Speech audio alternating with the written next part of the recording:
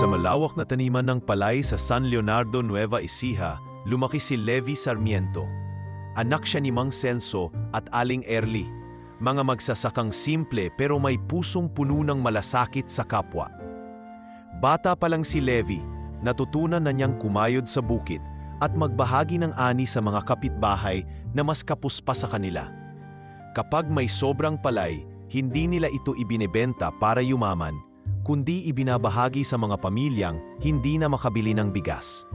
Sabi nga ni Mang Celso, "Anak, ang kabutihan, di yan nauubos, lalo pa nga pinapasa mo." At iyon ang linyang tumatak sa puso ni Levi hanggang sa pagtanda niya. Hindi siya nag-ambisyon ng marangyang buhay. Hindi siya nagpantasya ng malaking bahay o mamahaling kotse. Ang pinangarap niya ay simpleng bagay, maging kasangga ng mga naapi. Kaya't hindi na nakapagtataka na ang pinili niyang propesyon ay ang maging pulis. Hindi madali ang pagsabak sa akademya. Maraming mas matatalino, mas matangkad, mas malalakas. Pero wala silang puso tulad ng kay Levi. Tahimik siya, hindi palaimik, pero kapag may nangangailangan, siya ang unang naroroon. Kaya nang makapasa siya at maitalaga sa isang presinto sa Maynila, bitbit pa rin niya ang mga aral ng kanyang ama. Walang maliit na pagtulong kung galing sa puso. Sa isang sulok ng lungsod, tuwing tanghaling tapat, makikita si Patrolman Levi sa hindi pangkaraniwang lugar. Hindi sa kantin, hindi sa baraps, kundi sa gilid ng kalsada. Sa ilalim ng isang lumang waiting shed na may lumang pintura at kalawangin ang poste, nakaupo siya. Sa tabi niya, isang matandang babae na may puting buhok, guhit sa muka at may hawak na plastik ng tinapay, si Aling Gilda. Sa tuwing lunch break, dala ni Levi ang kanyang baon. Madalas ay tinulang manok, minsan ay ginisang monggo, at paminsan-minsan ay adobo. Pero kahit anong ulam pa yon, palaging kalahati ay nakalaan kay Aling Gilda. Magkaharap silang kumakain habang dumadaan ang mga sasakyan, habang umiinit ang araw, habang minsan ay umaambon. Walang pakialam si Levi sa paligid, sa mga matang nanunood, sa mga taong nagtataas ng kilay. "Levi, bakit di ka man lang kumakain sa loob?" Tanong minsan ng kabaro niyang si Aling Jose habang dumarating galing presinto. Ngumiti lang si Levi, "Mainit sa loob pare, mas gusto ko dito." "Tusk, hindi ko maintindihan yung trip mo. Kasama mo pa yung pulubi," bulong ni Aling Jose sa kasama habang umiling. Pero hindi na sumagot si Levi. Sanay na siyang pagtawanan, sanay na siyang husgahan. Ang hindi nila alam, si Aling Gilda ay hindi lang basta pulubi sa paningin niya. Isa itong tao, isa itong nilalang na may kwento, may pinagdaanan, may dignidad. At higit sa lahat, may kakayahang magmahal at makinig. Isang bagay na bihira sa mundo ng mga baril at badge. "Bakit mo ba ako laging sinasamahan, iho?" Minsang tanong ni Gilda habang sabay silang kumakain ng tinapay at kape. "Dahil alam ko ang pakiramdam ng hindi pinapansin," sagot ni Levi habang pinupunasan ang pawis sa noo. "Hindi mo kailangang gawin to para sa akin. Pulis ka, may reputasyon kang iniingatan. Kung reputasyon lang ang mahalaga, hindi na ako dapat naging pulis. Pero naniniwala akong ang tunay na tungkulin namin hindi lang ang manghuli ng kriminal, kundi ang magpakita na may puso ang batas." Tahimik si Aling Gilda pagkatapos noon. Tiningnan lang niya si Levi at ngumiti. "Salamat, anak." Dumaan ang buwan. Sa bawat araw na lumilipas, mas lalong napapansin ang kakaibang gawin ni Levi. Marami sa mga kabaro niya ang nagsimula ng magbiro sa kanya. Tinawag siyang pulis ni Lola, tagapagtanggol ng kalsada at minsan pa Kalye Boy. Pero hindi natinag si Levi. Sanay siya sa lupa, sanay siyang madumihan, at sanay siyang tumanggap ng kahihiyan basta't para sa tama. Isang hapon habang tirik ang araw at basang-basa ng pawis si Levi, nilapitan siya ng isang batang nagtitinda ng sampagita. "Kuya Pulis, bakit po kayo palaging dito lang kumakain?" Mumiti si Levi at itinuro si Gilda. Dahil siya ang pinakamasarap na kasalo sa lahat. "Masarap ba siyang magluto?" tanong ng bata. Hindi niya kailangang magluto para maging masarap ang pagkain. Yung presensya niya, sapat na para maging buo ang araw ko. Napangiti ang bata. Umalis ito at isinulat sa papel ang nakita. Pulis na may puso. Hindi alam ni Levi na kinuna ng litrato ang tagpong iyon. Hindi niya alam na iyon ay magsisimula ng pagbabago. Sa mga mata ng iba, isa lamang siyang pulis na nasisiraan ng bait. Pero sa mata ng iilang handang umintindi, siya ay isang taong pinipiling gumawa ng tama kahit walang pumapalakpak. At sa ilalim ng kalangitan ng Maynila, sa gitna ng usok at ingay ng lungsod, may isang waiting shed na naging tahanan ng pag-asa. Doon, sa pagitan ng baon at tinapay, ay may kwentong unti-unting hinuhubog ng kabutihan. Isang kwentong malapit ng gulatin ang buong bayan. Mula sa sandaling nagsimulang umupo si Levi sa tabi ni Aling Gilda tuwing tanghalian, unti-unti siyang naging kilala. Hindi dahil sa kanyang galing sa serbisyo, kundi dahil sa kabutihang tila kakaiba sa mundong ginagalawan niya. At sa mga mata ng karamihan, ang pagiging mabuti ay tila kahinaan. Nako, ayan na naman si Pulis Pulubi, bulalas ni PO2 Bricks habang papalapit si Levi sa presinto. Suot ang unipormeng may mantsa ng alikabok at amoy ng lansangan. Sayang naman niyang uniporme, sabat ni Mendoza habang nilalagok ang kanyang iced coffee. Pulis ka nga, pero parang mas gusto mo pa yatang maging alalay ng pulubi kaysa magsilbi sa bayan. Sa umpisa'y ngiti lamang ang tugon ni Levi. Ngunit sa loob-loob niya, ramdam niyang bawat salita ay parang karayom na unti-unting bumabaon. Ngunit hindi siya kumikibo. Alam niyang ang prinsipyo niya ay mas mahalaga kaysa tingin ng iba. Sir Marcus, tawag ni Levi minsang dumaan sa opisina ni Kapitan Marcos Ebora, ang hepe ng presinto. May kailangan po ba kayo? Hindi man tumingin, sagot ng kapitan habang nagkakape. Oo, kailangan kong maintindihan kung bakit mas pinili mong sayangin ang respeto sa uniforme sa pamamagitang pag-upo sa kalsada kasama ang basurang gaya ng pulubi na yon. Tumigil si Levi. Muntik na siyang mapayuko, pero pinilit niyang tumindig. Hindi po basura ang tingin ko kay Aling Gilda. Tao po siya. Mas may dangal pa nga po kaysa sa ilan sa atin. Tumama ang mga mata ng kapitan sa kanya. Pabibo ka na naman, Sarmiento. Anong gusto mong palabasin? Na kami rito walang dangal? Hindi po ako nanunumbat. Mariing tugon ni Levi. Sinasabi ko lang po ang totoo. Ang totoo? Ang totoo? Pinapahiya mo ang presinto. May mga ulat na nagsasabing may pulis tayong mukhang pulubi na palaging nakikitang naglalantakan ng pagkain sa bangketa. Isang araw, baka kuhanan ka pa ng video at mag-viral. Anong tingin ng tao sa atin? Ha? Biro mo? Pulis pulubi? Anong klasing imahe yan sa kapulisan? Nanahimik si Levi. Sa puso niya, hindi niya ginusto ang maging tampulan ng tukso. Ngunit hindi rin niya kayang talikuran ang prinsipyong niyang hindi dapat talikuran ang kabutihan kahit pa ito'y ikahiya ng buong mundo. Paglabas niya ng opisina, nakita niya si Aling Gilda sa may gilid, nakasandal sa poste habang bitbit ang isang lumang bag na may lamang tinapay. Nang magkita ang kanilang mga mata, ngumiti ito. Pasensya ka na, iho. Mahina nitong sabi. Parang ako pa yata ang pinapasan mo. Umiling si Levi. Hindi po kayo pabigat. Sa dami ng araw na stress ako, kayo lang ang dahilan kung bakit hindi ko tinatalikuran ang mundong to. Papaano yan? Lahat na yata ng kasamahan mong pulis, iniisip na kabaliwan ang ginagawa mo. Kung kabaliwan man ito, sana mas maraming mabaliw sa kabutihan. Sagot niya. Ngunit hindi lang sa loob ng presinto nag-ugat ang panghuhusga. Maging ang ilang mamamayan ng barangay ay nagiging mapanghusga rin. Yan ba yung pulis na kasama lagi yung pulubi? Tanong ng isang tindera sa labas ng palengke. Oo, ewan ko ba. Parang wala nang dignidad. Pulis na nga nakikipaglamon pa sa gilid ng kalsada. Sagot ng isa pang ale habang nagbebenta ng prutas. Ang ilan estudyante, tuwing makikita si Levi na kasama si Gilda, pipituhan at tatawa-tawa.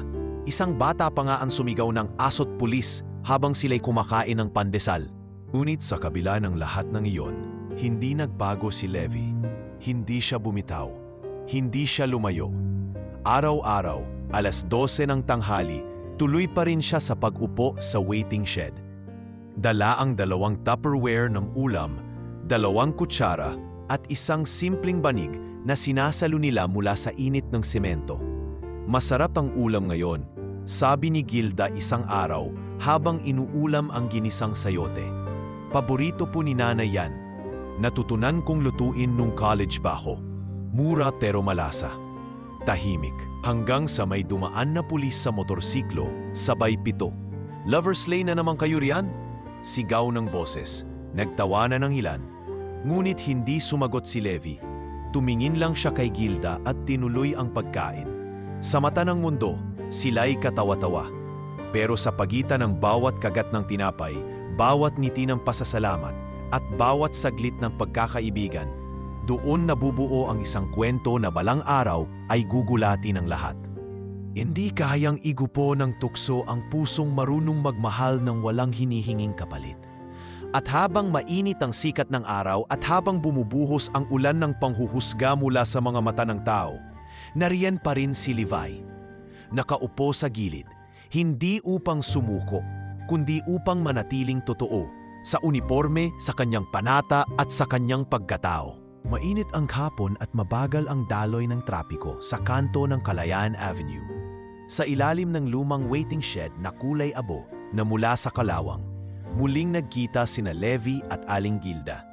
Nakaupo ang matanda, may hawak na lumang libro sa isang kamay habang tinatakpan ng isa pa ang sinag ng araw. Dahan-dahang lumapit si Levi, bitbit ang 2 Tupperware ng ulam at isang lumang payong. "Aling Gilda," bati ni Levi habang iniaabot ang baon. "Ginisang ampalaya po ngayon. Subukan nyo, hindi mapait. Pinakuluan ko muna sa tubig na may asin bago gisahin." Mumiti ang matanda, bakas sa kanyang mukha ang pagkagulat at tuwa. "Ay iho, kahit pahilaw yan, masarap paggaling sayo."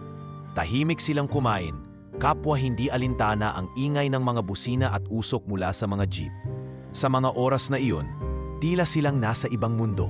Isang mundong walang hukom, walang uniforme at walang kahon ng pagkakakilanlan. Maya-maya, nagbukas si Aling Gilda ng kwento. "Alam mo ba, Levi, dati akong guro sa isang private school sa Makati." Panimula niya habang tinitingnan ng malayo, waring binabalikan ng mga alaala. "Nagtuturo ako ng literature, mga tula, nobela, mga dula.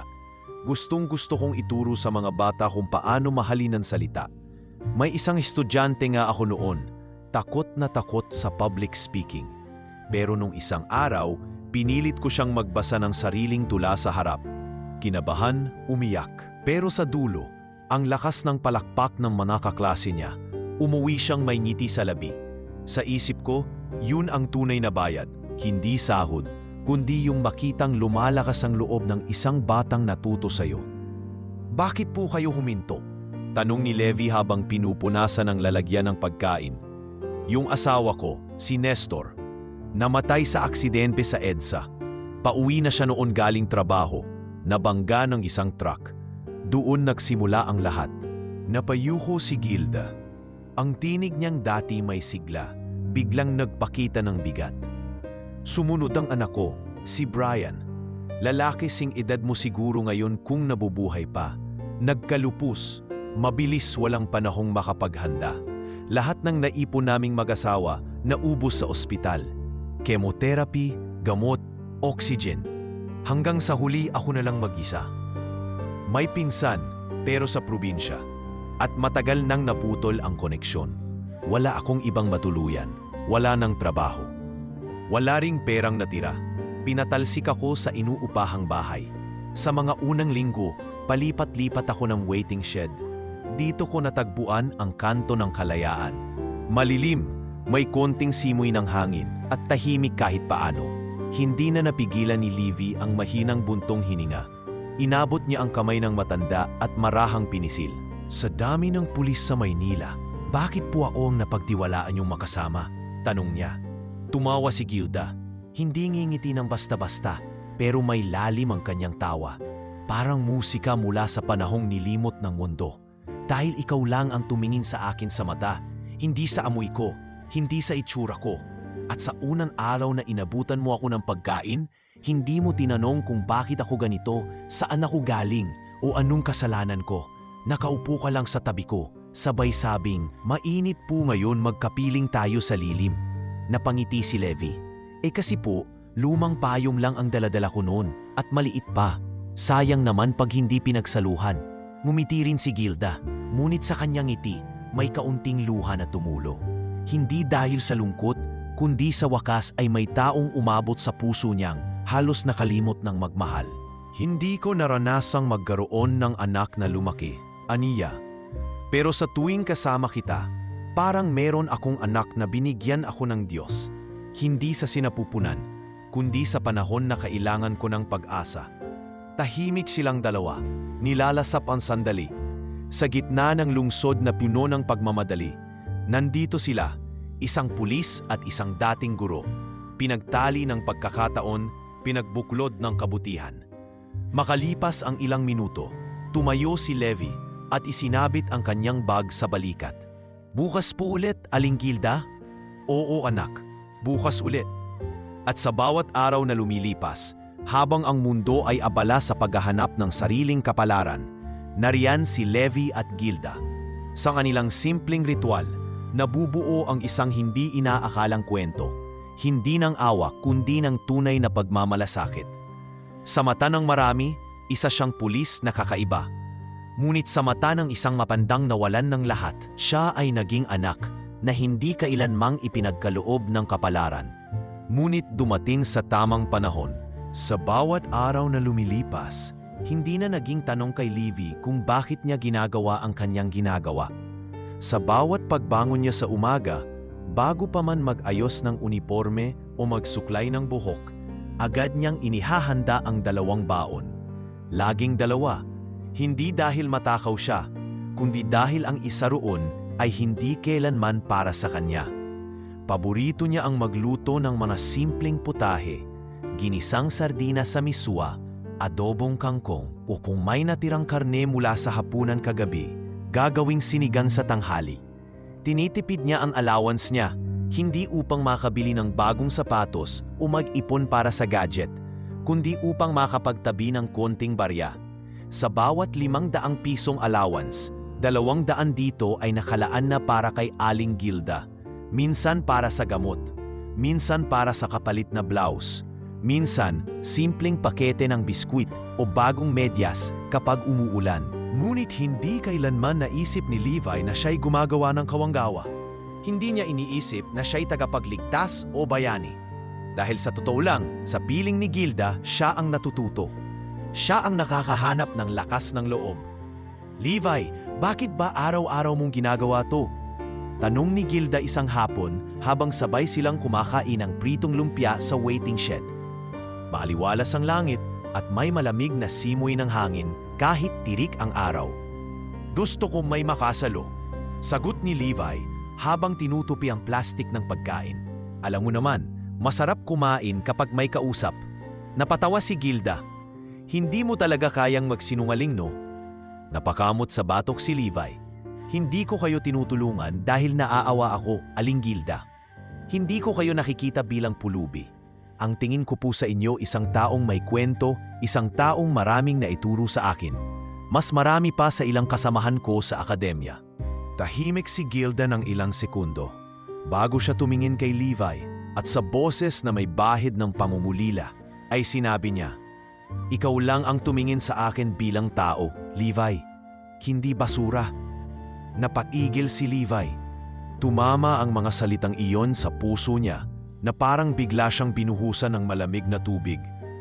Tila bang sa gitna ng init at alinsangan, sa gitna ng usok at trapiko, ay narinig niya ang pinakatotoo at pinakamalinaw na pangungusap sa buong araw. "Wala pong basura sa taong marunong magmahal," sagot niya. "At sa lahat ng nakilala ko, kayo lang ang nagturo sa akin kung paano maging matatag kahit wasak na ang mundo mo." Napaluha si Gilda, hindi dahil sa lungkot, kundi dahil sa unang pagkakataon sa mahabang panahon, naramdaman niyang may halaga pa siya. Hindi dahil kailangan siya, hindi dahil may utang na loob sa kanya, kundi dahil may isang tao na handang tumabi sa kanya, hindi sa pedestal, kundi sa mismong lupa kung saan siya pinabayaan. Simula noon, naging mas matatag ang ugnayan nila. Hindi na lang ito ugnayan ng isang pulis at isang kulubi. Isa na itong tahimik na pagkakaibigan. Isang relasyon na hindi binuo ng obligasyon, kundi ng tiwala. Minsan kapag hindi makalabas si Gilda dahil sa ulan, si Levi na ang bumibisita sa kanya sa mismong likuran ng tindahan ng gulay, kung saan siya pansamantalang nagpapatila ng ulan. "Pasensya ka na anak, basa ang sahig," sabi ni Gilda habang pinapahirang ang lumang panyo ang gupurang semento. "Mas okay na to kaysa sa presinto. Doon puro reklamo," biro ni Levi. Reklamo ng mga pulis? Hindi. Reklamo ng mga makikitid ang isip. Tumawa silang dalawa at ang halakhak nilang iyon ay narinig ng matandang tindera sa loob ng karinderya. Alam mo, Gilda, bulong ni Levi habang nakatingin sa obalang kalye. Minsan, naiisip ko, paano kung hindi kita nakilala? Baka isa rin ako sa mga pulis na walang pakialam. Baka ako rin yung humahamak sa mga tulad mo. Pero hindi ikaw yon, Levi. Hindi ikaw ang mundo. Ikaw ang halimbawa kung paano sana magbago ang mundo. Mula noon, naging inspirasyon ni Levi si Gilda. Hindi lang sa pagiging matatag, kundi sa paninindigan na hindi lahat ng halaga ay nasusukat sa uniforme o ranggo. Sa bawat araw na pinipili niyang kumain sa gilid ng kalsada, kasabay ng matandang minsang inakala ng lahat ay wala ng silbi, siya ay hindi bumababa. Bagkus siya'y umaangat. At kung may nakakita man sa kanila mula sa malayo, ang makikita ay hindi isang pulis at isang pulubi, kundi dalawang taong nakahanap ng tahanan sa isa't isa. Sa isang mundo na madalas ay malamig at mapanghusga, pero sa pagitan ng simpleng baon at halakhak, nagkakaroon ng liwanag. Isang araw, habang nakasandal si Gilda sa poste, mahigpit ang hawak sa mainit na thermos ng tsaa na iniabot ni Levi. Bulong niya, "Sa mundong hindi ako piniling mahalin, ikaw ang ginamit ng Diyos para ipaalala sa akin na hindi pa huli ang lahat." At doon, sa ilalim ng waiting shed na saksing buo sa lahat ng tahimik na pakikibaka nila, lalong tumibay ang ugnayan ng dalawang pusong hindi hinubog ng panahon, kundi ng pananampalataya sa kabutihang hindi kailanman dapat ikahiyak. Maaliwalas ang umaga ng araw na iyon. Akala ni Levi ay isa lang sa mga karaniwang araw na pupunta siya sa duty, magdadala ng baon, at sasamahan si Aling Gilda sa ilalim ng waiting shed. Hindi niya alam na may nagbabadya, isang bagay na, sa isang iglap, ay magpapabago sa takbo ng kanyang buhay.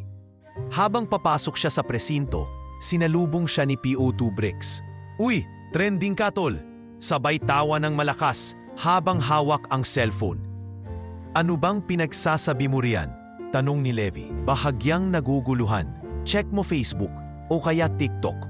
May nag-upload ng video nyo ni Aling Gilda. Kumakain kayo sa bangketa. May caption pa, pulis na may pulubi, inspirasyon o kahihiyan." Kinuha ni Levi ang kanyang cellphone. Sa unay ayaw pa niyang buksan. Pero sa dami ng notification, napilitan na rin siya. Binuksan niya ang video. Mga 30 segundo lang. Kuha ito mula sa loob ng kotse. Nakaupo sila ni Gilda, magkahati ng tinapay habang pinupunasan niya ang pawis ng matanda gamit ang panyo. Maririnig sa background ang boses ng kumuha. "Grabe naman to. Pulis ba to o volunteer sa kalye?" Pagbaba niya ng video, bumungad ang mga komento. "Ano na yan? Sayang sweldo sa ganitong klasing pulis. Pakitang tao lang yan. Baka may hidden camera pa. Nakakahiya. Ang uniforme, dinadala. Hindi dapat sinasama sa ganito." May ilan ding positibo, pero nalunod ang mga ito sa dagat ng panghuhusga. Hindi pa man siya nakaka-recover sa bigat na nadama, may tumawag mula sa loob ng presinto. "Sarmiento, sa opisina ng kapitan, na yun din." Dumiretso siya sa opisina ni Captain Marcos Ebora. Pagbukas ng pinto, naroon na ang halos buong shift. Nakatayo, nakatingin, tahimik. Nakaupo ang kapitan sa gitna. Nakakunot ang noo. Ang dalawang kamay ay magkakrus sa harapan ng mesa. "Alam mo ba kung bakit ka narito?" Malamig na tanong ng opisyal. "Opo, sir, tungkol po sa video." Napahiya tayo, Sarmiento. Ang buong presinto pinitingnan ngayon na tila mga katulong ng lansangan. Ikaw ang mukha ng presinto sa social media ngayon at ano ang ginawa mo? Kumain sa kalye, kasama ang isang pulubi. Sir, hindi ko po ginusto. Hindi mo ginusto? Hindi mo ginusto pero araw-araw mong ginagawa. Araw-araw, may pulis na hindi man lang nag-aabalam umain sa loob ng kantin. Araw-araw, may unipormadong tao sa bangketa. At ngayon, viral ka. Napatumo si Levi. Ramdam niya ang init ng bawat salitang ibinabato sa kanya. Para siyang binubulgar sa harap ng buong unit. Pero mas masakit pa ron ang mga matang nanunood. Mata ng mga kasamang dati hindi siya pinakikialaman. Pero ngayoy, tila lahat ay may opinyon. Gusto mo bang ma-reassign? Sa probinsya? Gusto mong tanggalin sa roster ng special assignments? Hindi agad sumagot si Levi. Pinipigilan niya ang dibdib na tila sasabog. Sir, hindi po ako pulis para lang sa imahe. Hindi po ako pulis para lang magpa-picture sa relief operations. Kung pag-upo ko sa tabi ng isang taong ginutay-gutay ng buhay ay kasalanan, handa po akong akuin yon. Matigas ka talaga. Sabay tayo ng kapitan. Umalis ka na sa harap ko. Mag-report ka sa administrative unit bukas. Wala kang beat patrol na yung linggo. Mag-isip ka muna kung ano talaga ang gusto mong maging, pulis o social worker. Paglabas ni Levi ng opisina, mabigat ang dibdib. Tahimik ng mga kasamahan niya. Pero ramdam niya ang bulungan, ang mga matang nang-uusig. Lumabas siya ng presinto nang hindi lumilingon. Sa kabilang dulo ng kalye, hindi niya napansin ang isang matandang lalaki na naka-Amerikana, may manipis na salamin at nakaupo sa loob ng isang itim na sedan. Tahimik itong nanonood mula sa loob ng sasakyan. Pinagmamasdan si Levi habang dahan-dahang naglalakad palayo. Hawak ang lunch bag na wala ng laman. Siya nga, bulong ng matanda sa sarili. Hindi nagbago. Kasama niyang umuupo ang isang mas batang lalaki sa passenger seat. Boss Hugo, siya na po ba ang sinasabi niyo? Tumango ang matanda. Oo, bata pa siya noon nang una ko siyang makita sa checkpoint. Pero ngayon, siya ang pulis na kailangan natin. Habang nililingon ni Levi ang waiting shed kung saan naroroon si Aling Gilda na tila abalang nag-aayos ng ilang lumang papel, hindi niya alam na may isang mata na mula pa noon ay tahimik na sumusubaybay sa kanya. Isang mata na hindi nang husga, kundi naghintay. Isang mata na sa susunod na mga araw ay magdadala ng pagbabagong hinding-hindi niya inaasahan. Mahalipas ang ilang araw mula nang umingay sa social media ang video ng pulis pulubi, isang memo ang dumating sa mesa ni Levi.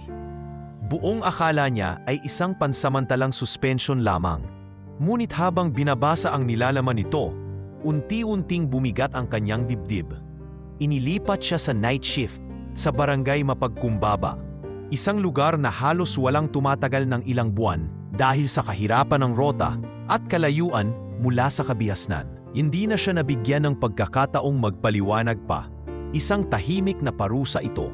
Walang sinabi si Captain Ebora kundi mas mabuti na yang tahimik ka sa gabi kaysa sumikat ka sa araw. Noong unang gabi niya sa bagong assignment, tahimik ang paligid. Wala ang karaniwang huni ng Maynila. Sa halip, puro kuliglig, malamlam na ilaw sa poste at madalas na reklamo ng mga residenteng madaling matakot sa anino.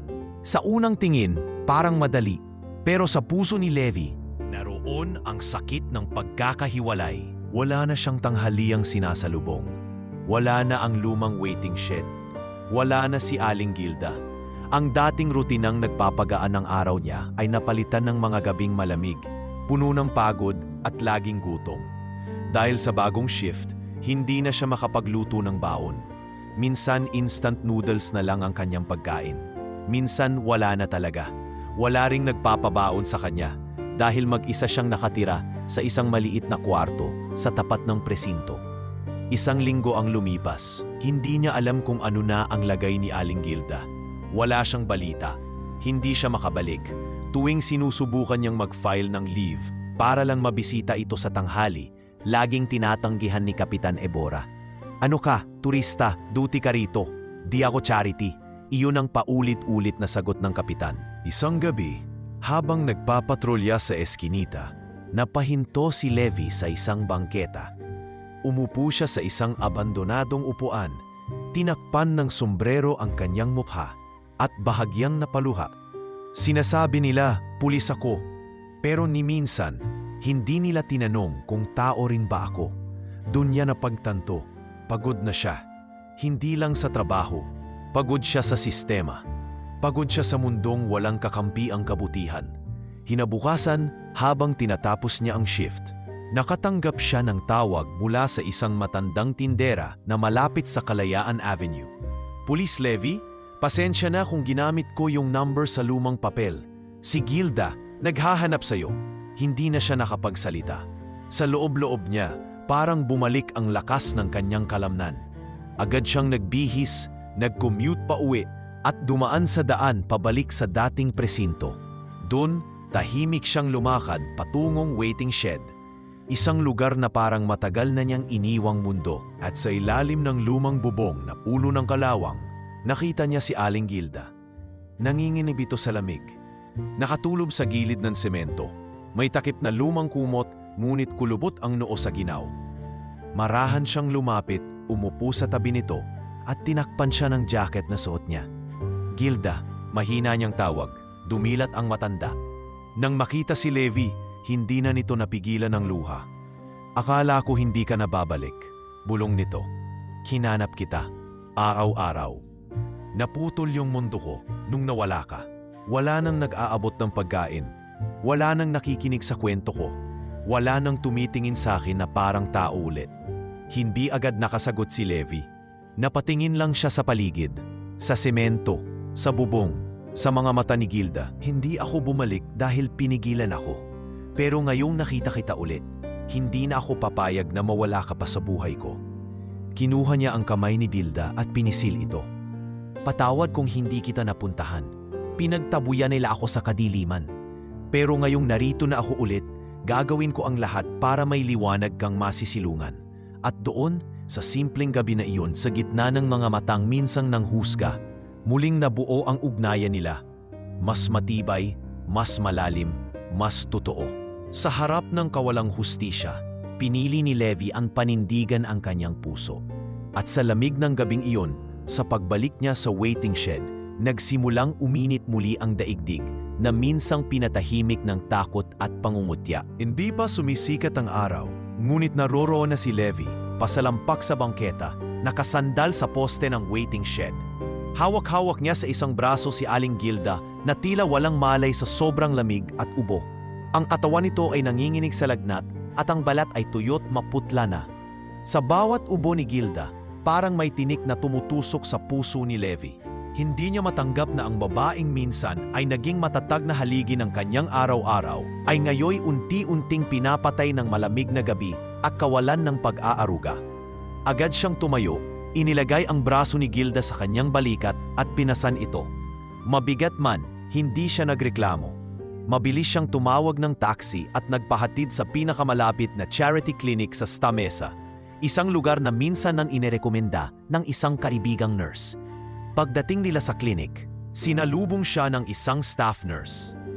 Kuya, mukhang malala na tong kasama mo ah. May papel po ba kayo ng pasyente? Wala po. Wala rin po siyang ID, pero ako nang sasagot sa gastos. Kahit anong kailangan, ako lang bahala. Sir, kung wala pong pamilya ang pasyente, kailangan po ng consent form. Walang ibang pamilya, ako na ang pamilya niya. Napatingin sa kanya ang nurse, bahagyang naguluhan, ngunit nakita rin niya sa mukha ni Levy ang determinasyon. Tinanggap na rin nila si Gilda at agad itong isinugod sa loob ng emergency ward. Lumipas ang ilang oras, sa maliit na sulok ng hallway, naroon si Levy. Hindi gumagalaw, hindi rin nakakatulog. Tinititigan lang niya ang pintuang kahoy na nagsisilbing harang sa pagitan niya at ng babaeng tinuturing na niyang ina. Hindi niya alam kung ilang minuto o oras na ang lumipas. Basta't nang pumasok ang doktor at tinapik siya sa balikat, para siyang nagising sa bangungot. Sir, pneumonia po. Mababa na ang oxygen level ng pasyente. Kailangan niya ng nebulizer, IV antibiotics at oxygen support. Buti na lang dinala niyo siya agad. Nandito lang po ako, Dok. Kahit anong kailangan niya, gagawin ko. Kinabukasan, habang umaga pa lamang at ang lungsod ay unti-unti pa lamang nagigising. Naglakad si Levy papunta sa lamas ng ospital. at dinukot ang kanyang cellphone. Tinitigan niya ito ng ilang segundo bago pindutin ang pangalan ng matagal na niyang hindi tinatawagan. Ang kanyang kapatid na si Mia. Mia, mahina niyang sambit nang sagutin ang tawag. Kuya, anong oras na dyan? Boses ni Mia mula sa kabilang linya. Hindi masyado, may ipapakiusap sana ako. Hindi para sa akin. Pneumonia, hindi ko siya ngayang pabayaan, Mia. Kailangan niya ng tulong. Tahimik sa linya. Ilang segundo bago muling narinig ni Levi ang boses ng kapatid. Kuya, ikaw ang tunay na public servant. Hindi mo alam kung ilang gabi akong umiiyak dito sa Canada tuwing naiisip ko kung paano mo pinipili ang tama kahit sinusuka ka na ng mundo. Ipadala mo sa akin ang bank details ng clinic. Ako na ang bahala sa kalahati ng gastos. Hindi napigilan ni Levi ang luha.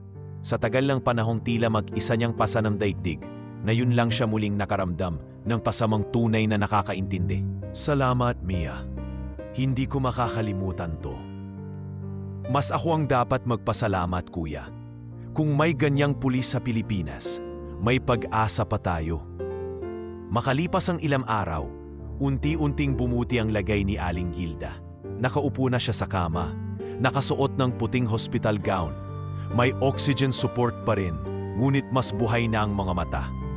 Hindi ko alam na aabot pa ako sa ganito, Levi, mahina niyang sabi. Sinabi ko naman po sa inyo, hindi ko kayo pababayaan. Ang dami mo ng sinakripisyo para sa akin. Dapat mas iniisip mo na sarili mo. Aling Gilda, putol ni Levi, lumapit sa kama at hinawakan ang kamay ng matanda. Kayo ang nagsilbing ilaw ng puso ko nang ako mismo nawawala na sa dilim. Hindi to sakripisyo, pagmamahal to.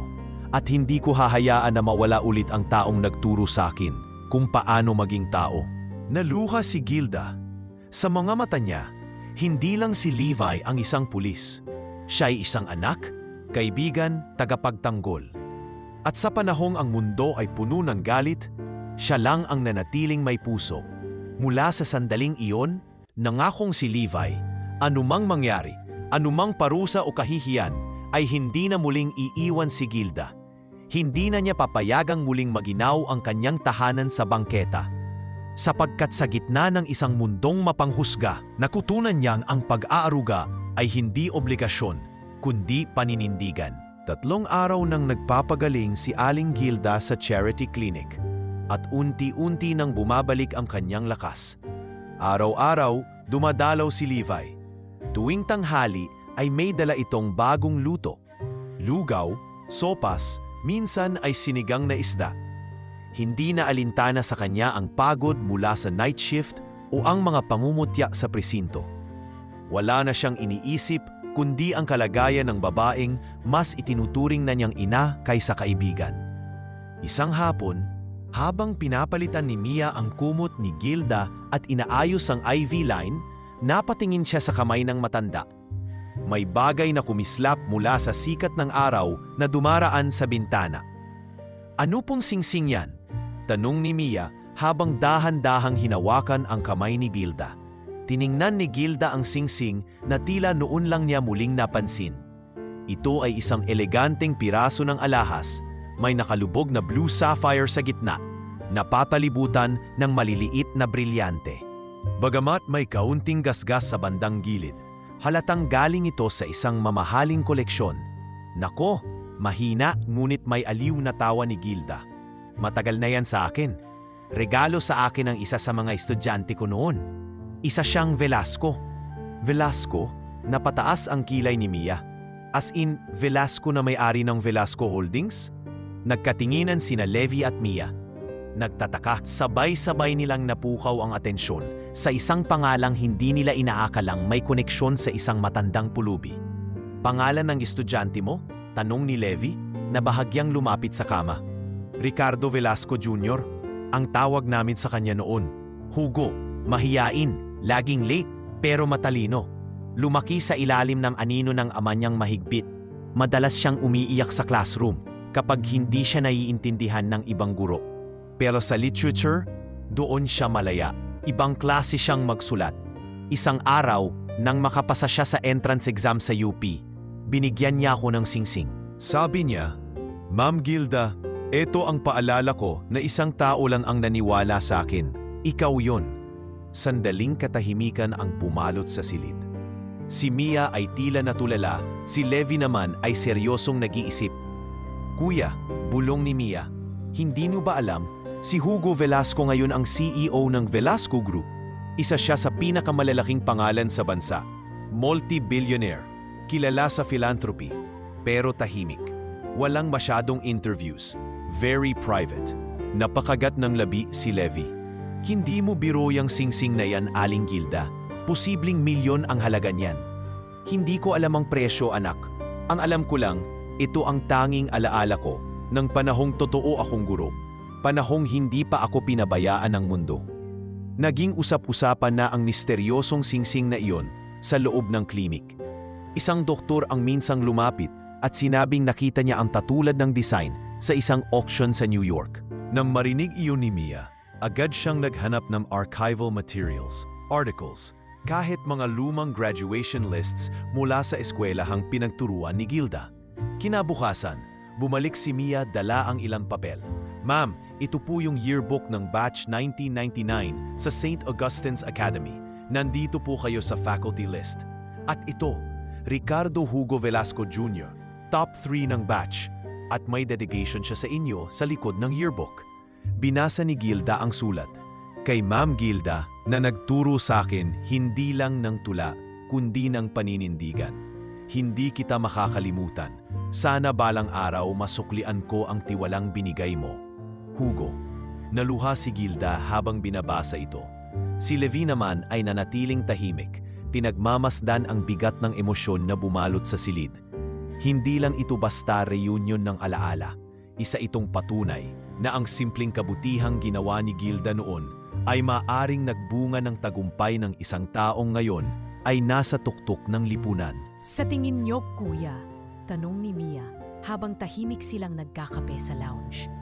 Pwedeng puntahan o sulatan si Hugo? Hindi ko alam, Mia, pero sigurado ako sa isa. Hindi ito aksidente. May dahilan kung bakit muling nabuhay ang koneksyon nila. Nagdesisyon si Mia na gumamit ng kanyang mga koneksyon. Isa sa mga kasamahan niyang nurse ay may kakilalang dating PR staff ng Velasco Group.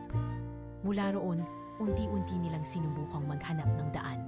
Sa bawat email, bawat tawag, bawat mensahe, umaasa silang makarating sa mismong Hugo Velasco. At sa puso ni Levi, habang tinitingnan niya ang payapang pagtulog ni Gilda sa hospital bed, isa lang ang malinaw.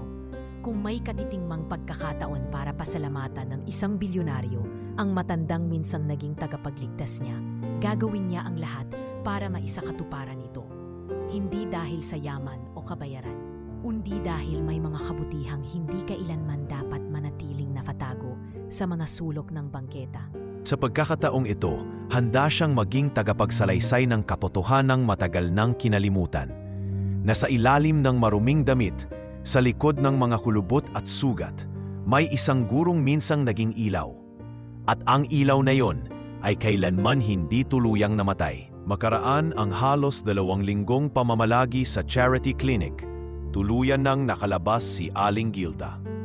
Mas matibay na ang kanyang katawan, mas maliwanag na ang kanyang mga mata, at kahit bahagya pa ring mahina ang lakad, dama sa bawat hakbang ang panibagong sigla. Bitbit ang maliit na bag ng gamot at isang piraso ng kumot. Tinanong siya ng nurse kung may susundo sa kanya. May babalikan ako, sagot niya habang umiti. Hindi bahay, hindi ospital, pero tahanan. At sa kabila ng mahigpit na bili ni Levi na pansamantalang sa kanila na siya tumira, habang patuloy nagnapapagaling, tahimik lang na nawala si Aling Gilda isang umaga. Isang text lang ang natanggap ni Levi. Huwag mo akong hanapin, anak. Alam ko kung saan ako dapat bumalik. Hindi mapakali si Levi nang mabasa ang mensahe. Agad siyang lumabas ng presinto, sumakay ng jeep at dumiretso sa lugar kung saan nagsimula ang lahat, sa lumang waiting shed sa Kalayaan Avenue. At doon niya muling nakita si Gilda. Nakaupo, may termos ng kape sa tabi at masayang nakikipagkwentuhan sa batang naglalako ng sampagita. Aling Gilda! Tawag ni Levi habang naglalakad papalapit. Lumingon si Gilda, at ngumiti. Alam kong pupunta ka. Ganyan ka palagi, takot na takot mawalan, pero laging handang magbigay. Bakit po kayo bumalik? Delikado dito. Wala pong doktor. Walang mainit na pagkain. Dito ko naramdaman ang halaga ko. Levi, sagot ng matanda. Dito ko nakita ang kabutihan, hindi sa loob ng mga pader ng ospital, hindi sa ilalim ng aircon, kundi hindi ko kailanman hinanap ang kaginhawaan, anak. Ang hinanap ko, yung may halaga ako. At sa lugar na ito, sa bangketang ito, ako ay hindi lang pulubi. Isa akong taong may kwento, may pinanghawakan, at may kapwa na umupo sa tabi ko, hindi para kaawaan ako, kundi para ipakita na ako'y bahagi pa rin ng mundong ito. Hindi na siya nakasagot. Naupo na lang si Levi sa tabi niya, hinugot ang dalang Tupperware, at iniabot ang isa sa kanya. Adobong manok, gaya ng dati. Ngumiti si Gilda at marahang binuksan ang takip. "Namiss ko to," sabi niya sabay subo. Mula noon, bumalik si Levi sa dating duty sa presinto sa Maynila. Sa kabila ng mga paninira, sa kabila ng bulungan at kutyain ng ilang kasamahan, hindi na siya napinag. Hindi na siya katulad ng dati. Sa bawat hakbang niya, may buo na siyang paninindigan. Sa bawat salita niya, may lalim na ang kanyang pananahimik. Sapagkat alam niya, ang puso ng serbisyo ay hindi nakikita sa mga medalya o promotions, kundi sa mga taong pinipili mong pakinggan kahit pinili na silang kalimutan ng iba. Minsan habang abala siya sa pagsasaayos ng blotter, lumapit si PO2 Bricks. "Levi," sabay kamot sa ulo. "Pasensya na pala sa mga nasabi ko noon. Hindi kita naintindihan. Pero nung nakita ko yung video nyo ni Gilda sa bagong vlog na kumalat, parang ngayon ko lang talaga nakita kung sino ka." "Wala yun, Bricks," sagot ni Levi. "Walang perpektong pulis, pero pwede tayong magsimula sa pagiging tunay na tao." Dahil sa viral na video na kuha sa loob ng klinik, kung saan kitang-kita ang pag-aalaga niya kay Gilda, unti-unting nagbago ang tingin ng mga tao sa paligid. Hindi lang sa kanya, kundi sa mismong presinto.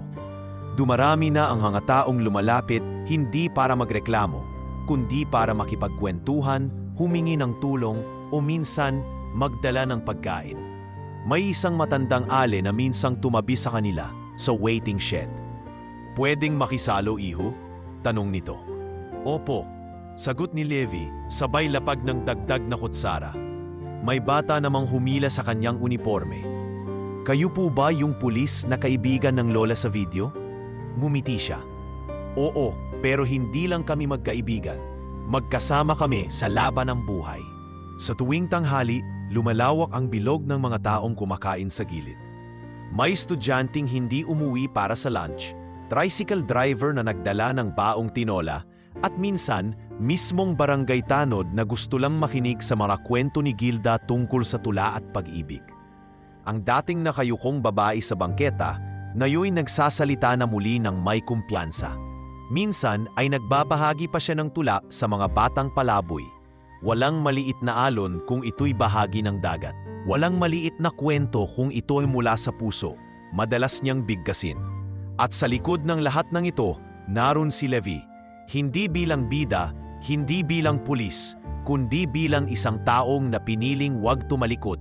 Isang anak ng bukirin, lumaki sa sipag at malasakit, at ngayoy nagiging liwanag sa mundong madalas balot ng ingay at panghuhusga. Sa isang lipunan na maraming pilit kinakaligtaan ang may edad, ang mahirap, ang pagod at nawalan, may isang waiting shed sa Kalayaan Avenue na naging altar ng dignidad. At sa bawat pagdaan ng araw, habang ang adobo ay patuloy na sinasahugan ng pagmamahal, mas marami ang natututong umupo, makinig at kumain ng sabay, hindi dahil sa ulam, kundi dahil sa pagkatao. Katanghaliang tapat, abala ang lahat sa loob ng presinto. May nagkakape, may nagbabasa ng blotter report, may nagkukwentuhan tungkol sa bagong viral na video ng isang magnanakaw na nahulog sa kanal. Sa labas, tulad ng dati, naroon si Levi, nakaupo sa ilalim ng luma at pamilyar na waiting shed. Katabi niya si Aling Gilda na masiglang nagkukwento sa isang batang naglalao ng yema, habang si Levi na may nakatuon ang atensyon sa inaayos niyang simpleng lunch. Tortang talong, kanin at saging. Anak, sambit ni Gilda, alam mo bang dati, mahilig akong gumawa ng mga lunchbox para sa mga estudyante kong walang baon? Ngumiti si Levi habang iniabot ang tubig. Hindi na po ako magtataka. Kahit ngayon, di nyo pa rin makalimutang mag-alaga. Nasa kalagitnaan sila ng pagkain nang biglang huminto ang trapiko. Isang itim na limousine, makintab, elegante, at halatang hindi basta-basta ang sakay, ang dahan-dahang pumarada mismo sa harap ng presinto. Lumingon ang mga taong nasa paligid. Maging ang ilang pulis na abalang nag-uusap sa loob ay napasilip sa bintana. Bakit may artista rito? Tanong ni PO2 Bricks habang sinisipat ang sasakyan. Hindi na kailangan ng sagot. Sa mismong pintuan ng limousine, bumaba ang isang gwapong lalaki. Nasa edad 30, maayos ang gupit, naka-tailored navy blue suit at may taglay na presensyang parang hinugot mula sa isang mamahaling pelikula. Lahat ng mata ay napako sa kanya. Dahan-dahan siyang lumapit sa waiting shed. Nilampasan ng mga pulis, nilampasan ng nagtitinda ng fishball at huminto sa harap ni na Levi at Aling Gilda. Tita Gilda? Tanong ng lalaki, may bahid ng emosyon sa boses. Napatingala si Gilda, bahagyang kumunot ang noo, tila pinipilit maalala ang mukha ng binata. Ako po ito, si Hugo Velasco, estudyante ninyo sa St. Augustine's. Nagbigay po ng singsing bago mag-college. Saglit na katahimikan at saka pumatak ang luha mula sa mga mata ni Gilda. Hugo? Nanginginig niyang sambit. Ikaw na ba talaga yan? Sa wakas, wika ni Hugo habang lumuhod at mahigpit na niyakap ang matanda. Sa wakas, natagpuan ko na po kayo. Ang eksena ay parang biglaang pelikula sa gitna ng isang dokumentaryo. Lahat ng dumadaan ay napahinto. Ang mga pulis sa loob ay nagsilabasan. Si Captain Ebora mismo ay lumapit, nag-aalangan. Ano bang nangyayari rito? Tanong niya kay Levi habang nakakunot ang noo. Ngunit bago pa siya masagot, humarap si Hugo sa lahat. Magandang tanghali po sa inyo. Ako po si Don Hugo Velasco Jr., CEO ng Velasco Group. Baka kilala ninyo ang pangalan. Pero hindi po ako narito bilang negosyante. Narito ako bilang estudyanteng minsan ay tinulungan ng babaeng ito na itinuring akong anak, pinaniwala akong kaya kong mangarap at binigyan ako ng pag-asa sa panahong walang ibang naniniwala sa akin. Lahat ay natahimik. Siya po si Ma'am Gilda Ramos. Minsang guro, ngayon ay ina para sa mga nawalan. Hindi siya basura, hindi siya pabigat sa lipunan. Siya ang dahilan kung bakit ako naging taong may malasakit. Hindi lang sa negosyo kundi sa kapwa. Nanigas si Captain Ebora. Hindi niya alam kung ano ang uunahin, ang pagkagulat, ang hiya o ang pagkakonsensya. Si Hugo ay muling lumingon kay Levi. Sir, kayo po ba si Patrolman Levi Sarmiento? Tumango si Levi, bahagyang hindi makapaniwala. Maraming salamat po. Kayo ang tanging taong tumabi sa kanya sa panahon na lahat ay tumalikod. At dahil doon, gusto kong imbitahan kayong dalawa. Sumama po kayo sa akin. Panahon na para malaman ng mundo kung sino si Gilda Ramos. Sandali lang po, sabat ni Captain Ebora. Tila pilit kinukuha ang kontrol sa sitwasyon. May protocol po tayo dito. At saka, hindi na siya pinakinggan ni Hugo. Lumapit siya kay Gilda at inalalayan ito patayo. Sa likod ng luha ng matanda ay naruroon ang liwanag ng isang matagal nang nakalimutang dignidad. Huwag po kayong mag-alala, Captain, ani Hugo habang binubuksan ang pintuan ng limousine. Hindi ito publicity, isa lang itong simpleng pagbibigay galang sa taong matagal nang dapat pinapahalagahan. Napatingin si Gilda kay Levi. Anak, mahina niyang sabi. Sasama ka ba? Tinitigan siya ni Levi at sa kanyang ngiti ay naruroon ang buong pagkilala sa baging kabanata na binubuksan sa kanilang da. Hindi ko po kayo iiwan. Saan man kayo dalhin ng kwento ninyo, kasama niyo ako. Sabay silang pumasok sa limousine. Habang isinasara ang pinto, tanging ang katahimikan ng mga naiwan ang sumunod. Sa mga mata ng mga pulis, hindi na ito simpleng eksena. Isa itong pagbubunyag. At kay Captain Ebora, isang aral na mas malalim pa sa anumang manual ng serbisyo. Umalis ang limusin. Kasabay ng pag-alis nito, isang bagong simula ang tahimik na isinilang. Sa isang mundo kung saan ang halaga ng tao ay madalas sinusukat sa itsura at estado, may isang pulubi at isang pulis na nagpamalas na ang tunay na yaman ay hindi nasusukat sa pera, kundi sa alaala, pagkilala at respeto. At sa gilid ng presinto, naiwan ang lumang waiting shed. Tahimik, walang laman, pero punong-puno ng alaala ng kabutihan na kailanmay hindi matitinag ng panghuhusga ng mundo. Makalipas lamang ang 2 araw mula nang sunduin sila ni Hugo Velasco Jr. gamit ang itim na limusin, muling nakita ang mukha ni Aling Gilda.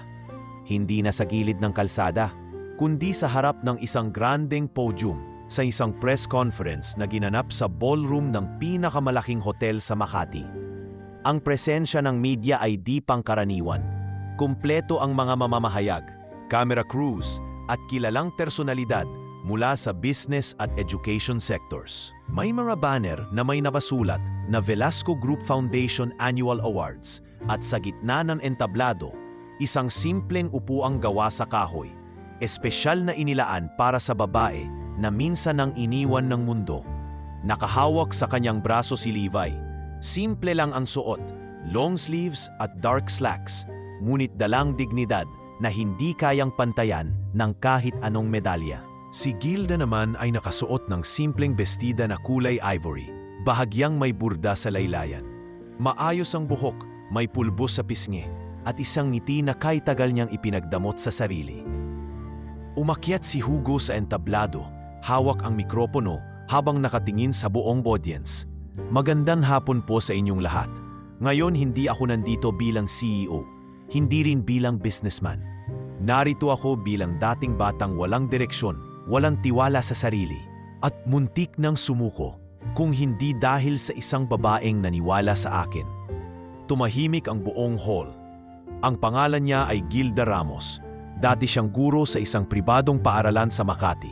Wala na siyang pamilya, walang tahanan, at sa mahabang panahon, inakala ng lipunan na isa siyang walang silbing pulubi. Ngunit sa totoo lang, siya ang haligi kung bakit ako narito ngayon. May mga bulungan sa audience. Marami ang hindi makapaniwala. Isa sa pinakamaimpluwensyang pangalan sa bansa, nagpapakumbaba sa harap ng isang matanda na minsang nakatira sa waiting shed. Hubo ipinalabas ang isang dokumento sa screen. Isa itong kasulatan ng testamento, pirmado ng kanyang yumaong ama, si Don Ricardo Velasco. Nakalagay po rito na bahagi ng yaman ng aming pamilya ay ipinamamana kay Ma'am Gilda bilang pagkilala sa kanyang di matatawarang kontribusyon sa buhay ng aking ama at ng aming pamilya. Alam naming hindi ito sapat bilang kabayaran, ngunit ito ang paraan naming upang maipakita ang aming lubos na pasasalamat. Hindi makapaniwala si Gilda. Napayuko siya, halos hindi matingnan ang mga mata ng mga taong nakatingin sa kanya. Ang kanyang mga kamay ay mahigpit na nakahawak sa gilid ng upuan. Ngunit marahang ipinatong ni Levi ang kanyang kamay sa kamay ni Gilda. Hindi na sila kailangang magsalita. Naramdaman niya ang panginginig, ang kabog ng dibdib, ang bigat ng mga alaala na ngayon ay unti-unting binubunot mula sa pagkakabaon. Tumayo si Hugo muli.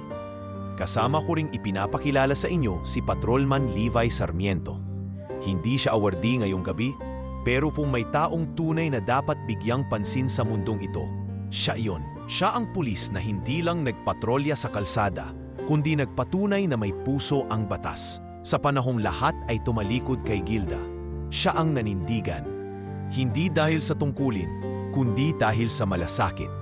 Lumingon si Hugo kay Levi. He's the kind of officer this country needs. May ilan nagsimulang pumalakpak. At sa pagdami ng mga palad na nagsasalpukan, unti-unting tumulo ang luha ni Gilda. Hindi ito iyak ng dalamhati, kundi ng tagumpay. Iyak ng isang matagal ng tahimik na boses na ngayoy muling narinig. Tumayo si Gilda, tinuluvan ni Levi. Mabilis na inabot ni Hugo ang mikropono. Ngunit bago pa ito makapagsalita, kinuha ito ni Gilda. Wala po akong inasahan. Wala po akong hinihingi. Ang lahat ng ito ay sobra para sa isang gurong ang tangi lang naman ay nais magturo ng mabuti. Napatingin siya kay Hugo. Anak, Hindi mo kailangang magpasalamat sa ganitong paraan. Ang bawat sulat mo noon, ang bawat ngiti mo sa klase, iyon na ang gantimpala ko. At saka siya tumingin sa buong audience. Sa dami ng taon, natutunan kong hindi hadlang ang dumi sa katawan para maging malinis ang puso. Sa lansangan ko natutunan ang tunay na edukasyon, na ang respeto ay hindi iniutos, kundi ipinakita. Napuno ng palakpakan ng buong lugar. Maging ang mga reporter ay hindi na kinayang pigilan ang pagluha. Ang dating babaeng tinatalikuran sa kalsada, ngayoy pinapalakpakan ng buong bansa. Nang bumalik si Gilda sa kanyang upuan, hindi na niya binitawan ang kamay ni Levi. Si Levi na may nanapiling tahimik, hindi nagsalita, hindi nang hingi ng spotlight. Ngunit sa kanyang mata, nagniningning ang tiwala at paggalang. Salamat, anak. Bulong ni Gilda habang pinipisil ang kanyang kamay. Hindi po ako ang dapat magpasalamat, sagot ni Levi. Ako po ang naging tao dahil sa inyo. At sa isang gabi ng pagkilala, sa ilalim ng mga maliwanag na ilaw at sa harap ng mga titulong minsay hinahangaan lamang sa telebisyon, nagbago ang naratibo. Hindi na si Gilda ang pulubi. Hindi na si Levi ang kakaibang pulis. Sila na ngayon ang paalala ng buong bansa na may mga taong tahimik lang kung magmahal pero maingay ang alaala sa puso ng mga natulungan nila. Makalipas ang ilang linggo mula sa engranding press conference na nagpabago sa pananaw ng maraming tao kay Gilda Ramos at kay Patrolman Levi Sarmiento, tahimik ngunit makabuluhang mga pagbabago ang nagsimulang mag-ugat sa kanilang buhay. Mga pagbabagong hindi ipinagsigawan, kundi pinatunayan sa araw-araw na gawain. Sa isang maliit ngunit maaliwalas na village sa Quezon City, may bahay na kulay puti na may hardin ng mga yellow bell at sampagita. Simple lang ang disenyo, may iisang palapag at may maliit na bakod na gawa sa kahoy. Ito ang bahay na ibinigay ni Hugo kay Gilda bilang bahagi ng pamana ng kanilang pamilya. Ngunit kahit gaano kaganda ang posibilidad ng marangyang pamumuhay, pinili pa rin ni Gilda ang simple. Sa halip na maglagay ng aircon, nilagyan niya ng bentilador ang mga silid. Sa halip na mamahaling muebles, pinuno niya ang bahay ng mga lumang upuan at mesa na may kasaysayan. Inayusan niya ito hindi ng yaman, kundi ng alaala. Mga larawan ng kanyang mga dating estudyante, mga lumang libro ng literatura, at isang lumang frame na may sulat kamay na tula. Ang guro ay ilaw ng tahanan ng bayan. Hindi ko kailangan ng palasyo, aniya kay Levi nang minsang dumalaw ito. Ang kailangan ko lang ay tahanan na may katahimikan. Pero kung may jacuzzi po sa likod, baka mas mapadali ang pagligo nyo. Iro ni Levi, sabay tawa. Pasalamat ka't hindi kita binatukan, sagot ni Gilda habang inaabot ang piniritong saging. Habang si Gilda ay tahimik na muling binubuo ang kanyang buhay, si Levi na may dumaan sa isa pang yugto ng kanyang propesyon. Mula sa pagiging regular beat patrol officer, siya ay ni-reinstate sa mas mataas na posisyon bilang tagapansanay ng Community Police Officers, isang bagong programa ng PNP na layuning paigtingin ang koneksyon ng kapulisan sa komunidad. Hindi ito dahil sikat ka, ani Chief Inspector Martin sa kanya isang araw habang ine-endorso ang promotion. Ito ay dahil totoo ka. Ipinakita mo sa mga tao na pwedeng pagsamahin ang batas at puso. Hindi ko rin po kakayanin kung wala si Gilda, sagot ni Levi. Siya ang nagturo sa akin ng pagkatao. Mula noon si Gilda ay naging regular na panauhin sa mga seminar ng kapulisan. Minsan binibigyan siya ng paksa gaya ng dignidad sa lansangan o kaya'y pagkakapantay-pantay sa paglilingkod.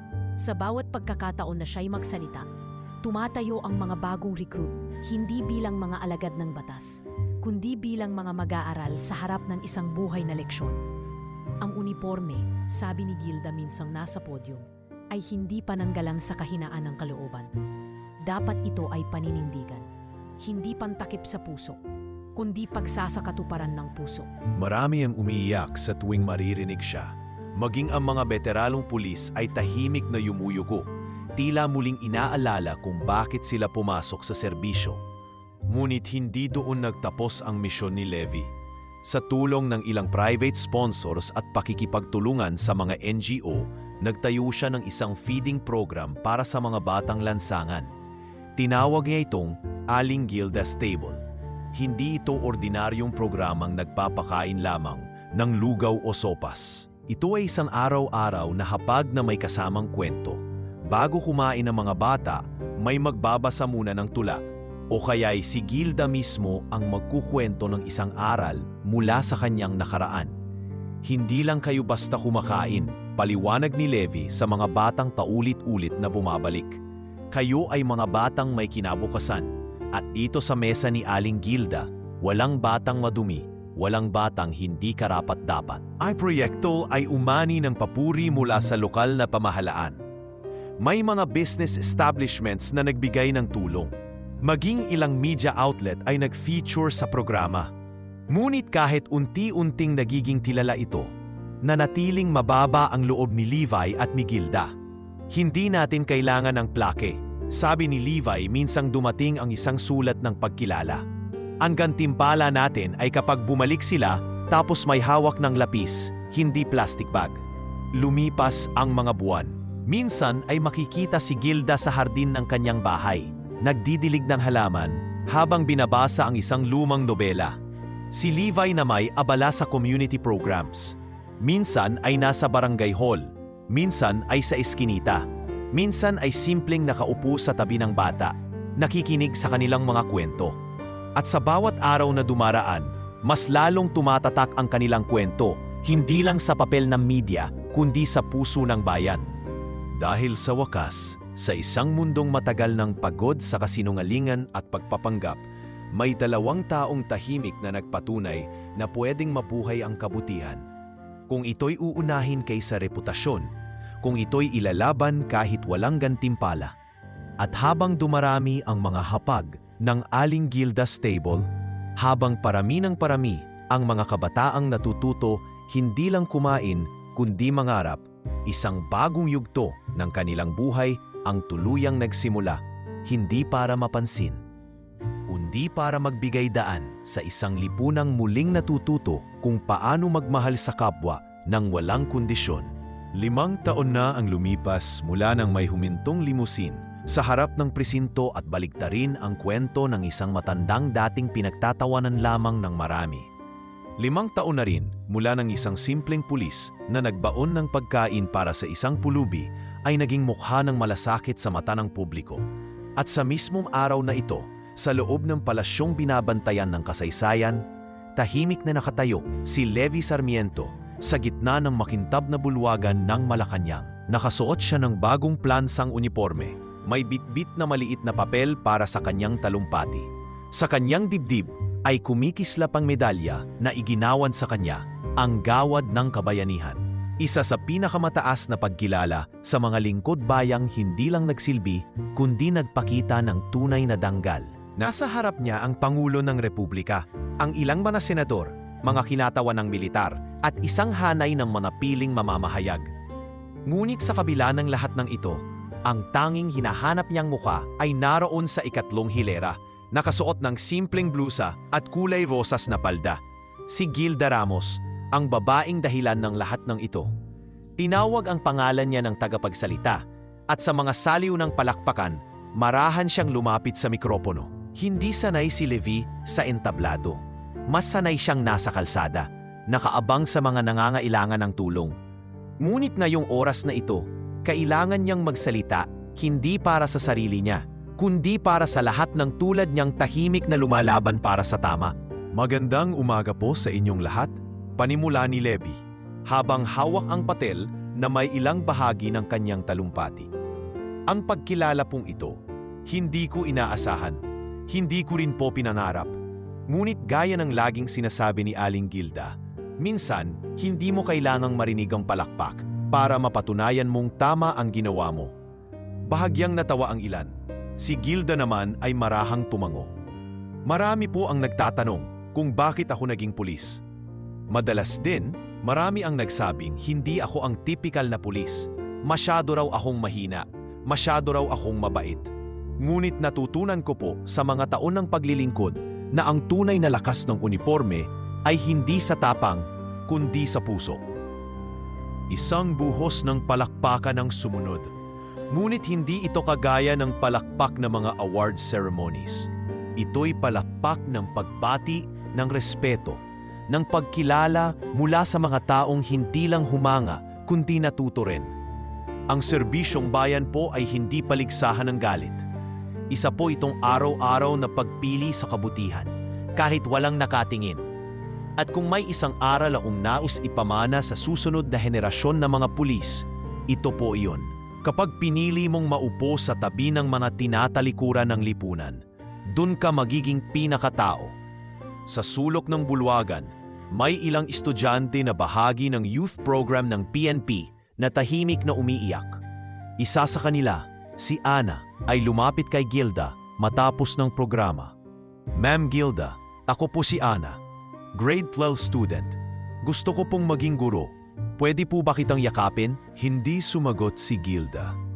Mumiti lang siya at ibinuka ang kanyang mga bisig. Si Gilda, ngayon ay volunteer sa City Library, ay kilala hindi lamang sa kanyang nakaraan, kundi sa kanyang kasalukuyan.